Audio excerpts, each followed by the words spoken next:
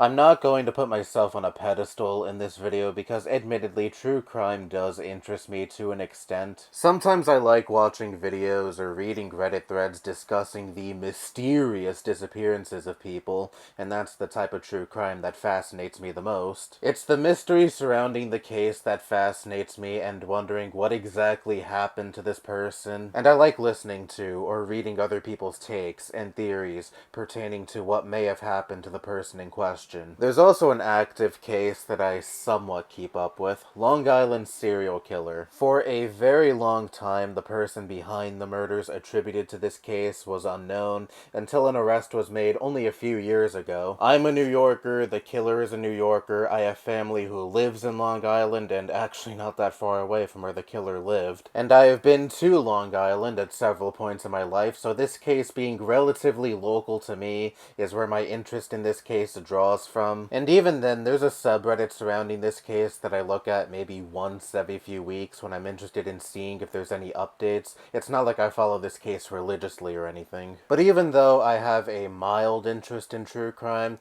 I've been reflecting lately on the true crime genre, more specifically true crime podcasts or YouTube channels or TikTok accounts. Is this form of content and the interest in true crime in general ethical? Now, you can make the argument that true crime has helped bring to light certain cases that wouldn't have gained traction otherwise, so I will forever appreciate the true crime genre, at least on that front, but there are certain people on social media who are so fucking tasteless when it comes to discussing these real and oftentimes extremely disturbing cases. Like, for example, there have been instances where I look up videos discussing certain cases, and then I find these weird videos of people putting on their makeup while simultaneously discussing a horrible crime. It's so fucking tone deaf. Your video is formatted in a fashion like you're going to talk about something quirky or something mundane going on in your life, not the horrible murder or a mysterious disappearance of a person. This is why I've kind of backed away from watching true crime content. Not that I ever watch true crime videos that regularly anyway,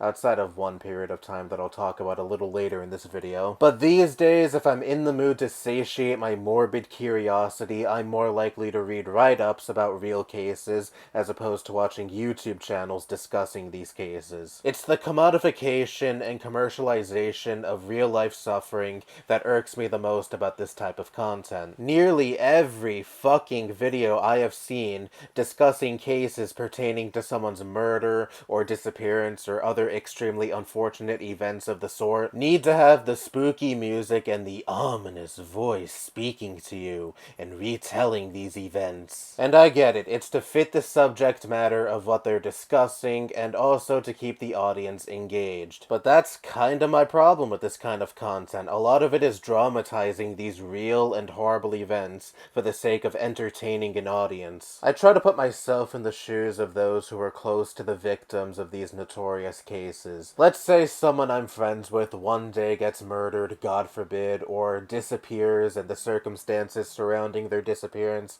is ominous and weird, and their case ends up gaining traction within the true crime community.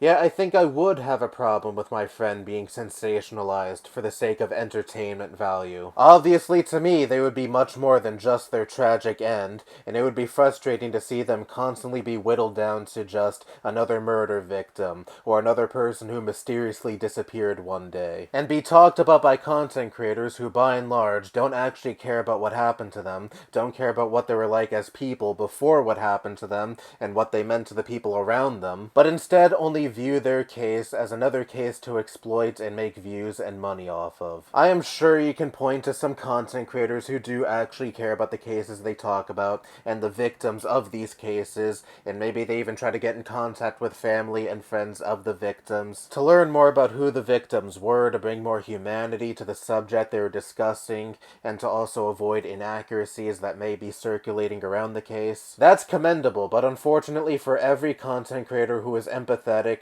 and actually cares about the victims they discuss and the people these crimes have impacted. You get like a million others who are like, oh, true crime is a hot topic I want to cash in on, and they have no real care for what they're discussing beyond how much money and how many views they can make off of the subject matter. And by extension, it instills a level of callousness into the audience who view true crime as nothing more than a source of entertainment and don't consume this form of content because they genuinely want to be informed about these cases and have any real empathy for the victims and those who knew the victims and were impacted by these cases. And so they view true crime as nothing more than a spectacle where they have free reign to add their interjections where they don't really belong. I said before that I like reading other people's ideas and theories as to what happened in a missing persons case, but there have also been so many theories I have read regarding different missing persons cases that are so baseless and off the mark. Like, for example, about a decade ago, there's this pretty famous case where two young Dutch women took a trip to Panama. They decided to go on a hiking trip in a jungle. There was a trail for tourists to go on. They strayed off that trail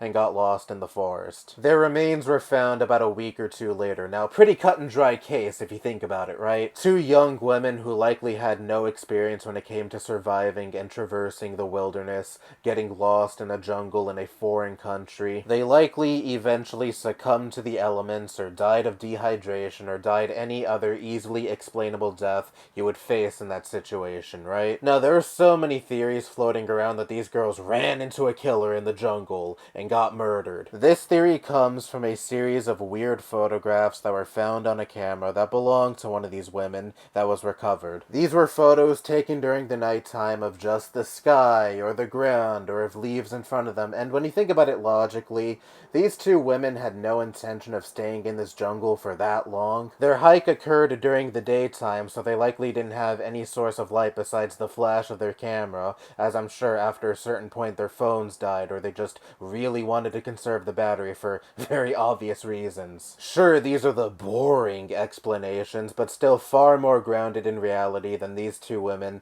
happening to run into a killer deep in a Panamanian jungle. But when it comes to this case and so many other similarly mysterious cases, what most likely happened are more often than not the boring and most obvious explanations. But so many of those within the true crime community savor something more nefarious, savor something more juicy, because they are primed to treat these cases like they're a spectacle or a TV show, because they have consumed so much content that diminish these cases down into nothing more than entertaining background noise. I obviously get the interest in true crime. We all have morbid curiosity to an extent, and many of us satiate that morbid curiosity in the form of watching true crime podcasts or YouTube channels or TikToks, what have you. I just hate that so much of the internet treats these real-life cases involving real-life victims and impacting real-life people who may have known the victims as a source of entertainment. There was a brief point in time where every night I would watch true crime videos, or not even just true crime videos, but I would also watch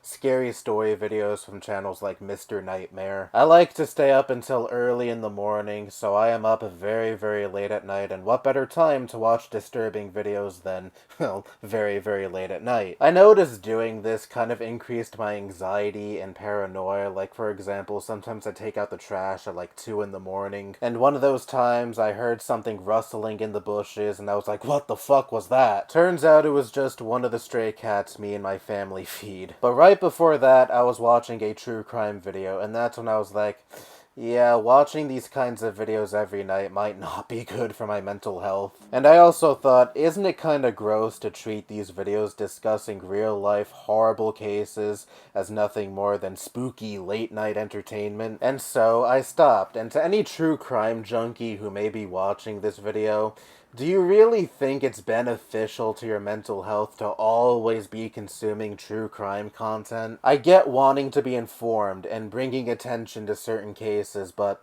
always constantly paying attention to such a dark subject matter can't be good for your mental health. But hey, you do you, but at the very least, don't be callous and treat these horrible and serious subject matters with the respect they deserve. Anyway, that's all I have to say. Bye-bye.